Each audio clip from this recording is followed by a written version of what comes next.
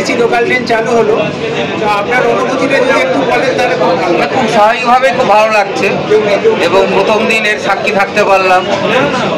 আমি যদিও এই রুটেই যাতায়াত করি দীর্ঘকাল, কৃষ্ণনগর এতে লোকাল আমার নিজস্ব লাইন আর তা যাই হোক, মানে প্রথম দিন যদিও আজকে ট্রায়াল রান, কাল থেকে পুরোপুরি চালু হবে।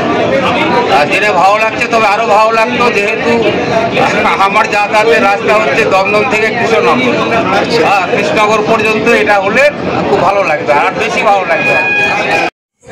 আচ্ছা, অনেকে বলছেন যে এই এসি লোকালটার ভাড়াটা একটু বেশি, তো এই ব্যাপারে আপনার কি মতামত? ভাড়াটা কি সত্যিই বেশি মনে হচ্ছে আপনার? আমার তো ধারণা যে ধরুন আমি দমদম থেকে রানাঘাটে আসি লোকাল ট্রেনে 20 টাকা ভাড়া, আমি যদি একটা বাসে আসি তাতে আমার ভাড়া কত? মানে আমি খুব ধনী লোক নই, তবুও মনে করি যে ট্রেন ভাড়াটা এখনও খুব রিজনেবল আছে। সেই অর্থে এসি ট্রেনের ভাড়াটা যে খুব বেশি হয়েছে আমার মনে হয়, ভাড়াটা রিজনেবল আছে।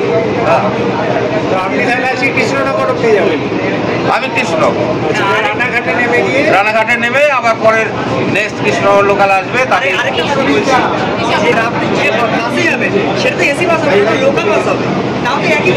না না আর ভাড়া বেশি লাগবে। নন এসি বাসেও আমার কলকাতা থেকে মানে রানাঘাট বা কৃষ্ণনগর অনেক বেশি ভাড়া। হ্যাঁ, সেই তুলনায় ট্রেনের ভাড়া এখনো কম, এখনো ট্রেনে 5 টাকা ভাড়া আছে।